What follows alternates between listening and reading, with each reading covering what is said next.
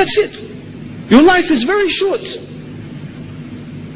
And this is another illusion, that it's amazing that although on one hand the materialist teaches that life is a random event, we are like animals, that's it, we live and we die. Really, in reality, they always forget the dead bit. They leave that.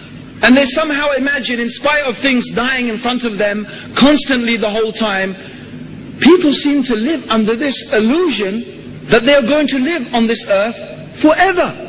So they build fantastic houses and amazing palaces, and they surround themselves with wealth and all sorts of things as if they are going to be enjoying this forever.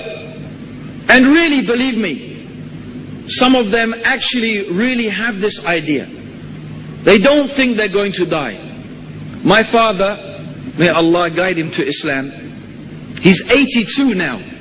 82. And he told me last year, for the first time in my life, I feel mortal. For the first time in my life, I feel mortal. That means my dad has only after 82 years, has my dad suddenly realized that I am going to die. It's taken him that long. And my dad, Allah subhanahu wa ta'ala gave him a lot of strength. You know, if you meet my dad, most of you, he'd beat you in tennis easily. Allah gave him this strength and this energy. But the disadvantage of that is that he imagined, I'm never going to die. And people fool themselves with that.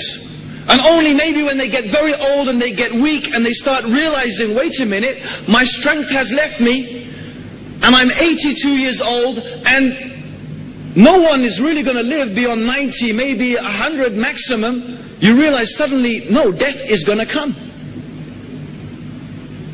But maybe that's much too late to start realizing that fact. And also, we don't know when death is going to come. How many people live to my father's age? Very few. Most people die long before that. So the other reality we have to be aware of, that the meaning of life is actually not life itself, but the meaning of life is the end of life.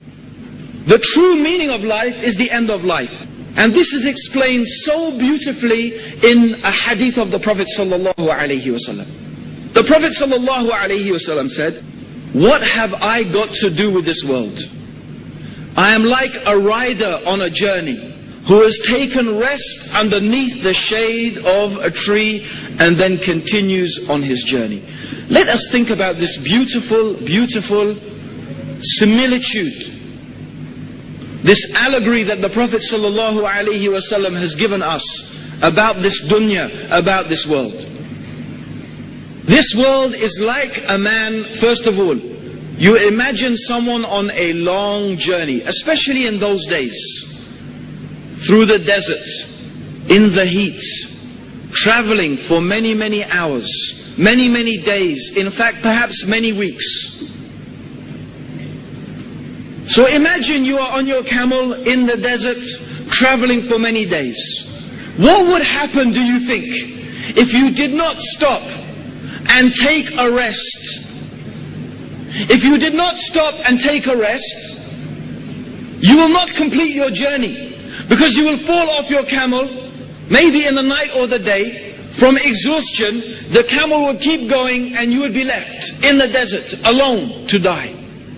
You need that rest. That rest is very important, because that moment that you take to rest gives you more strength to carry on your journey and to reach your destination. Yes?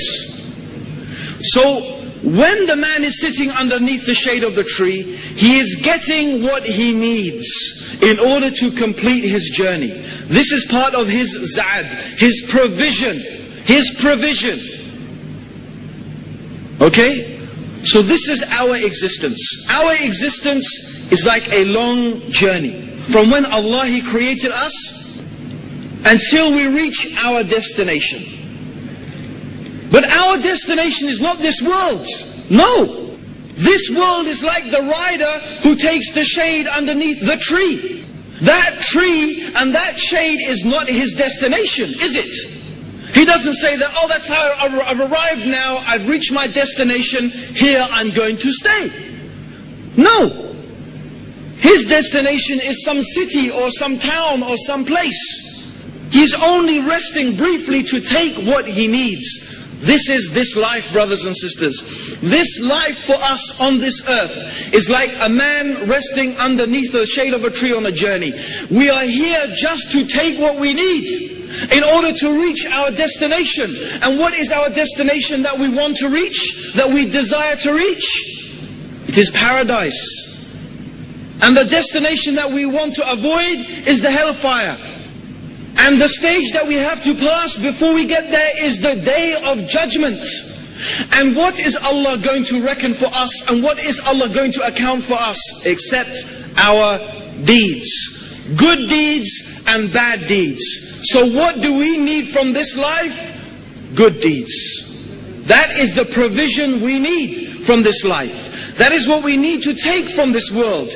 Good deeds. So that we can reach our destination of paradise. But most people, my brothers and sisters, they are fools. They imagine that this is the destination.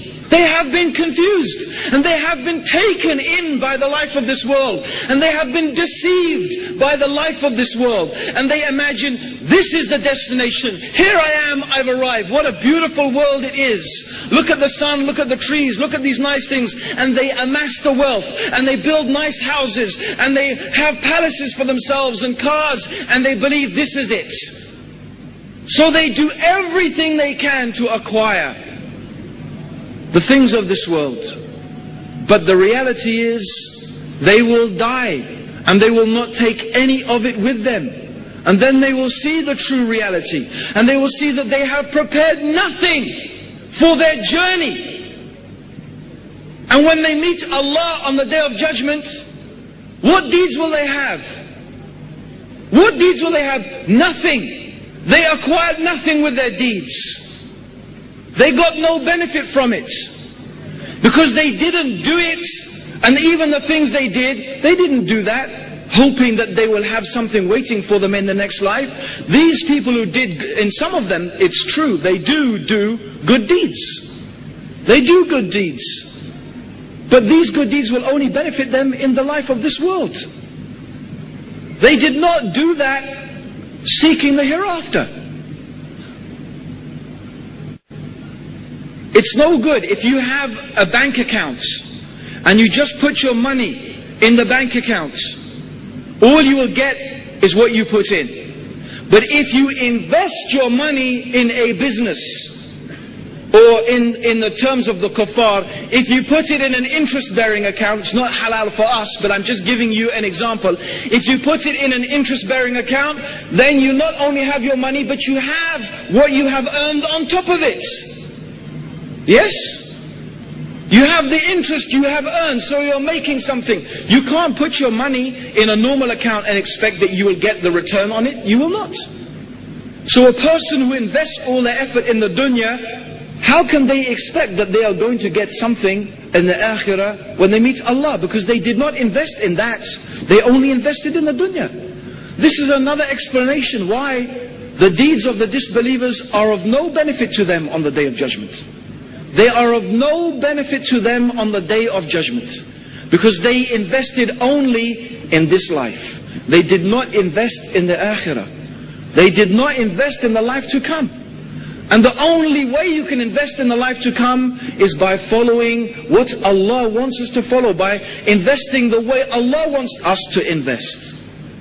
By obeying Him and obeying His Messenger according to what He has revealed. By worshipping Allah subhanahu wa ta'ala alone. So this, my brothers and sisters, is another very important thing to realize about the life of the human being. The meaning of the life. The meaning of life actually is not this life. The meaning of life is the day that we are going to stand in front of Allah, and He is going to weigh up for us, and He is going to account for us the things that we did, the good and the bad. And we will be rewarded and punished accordingly.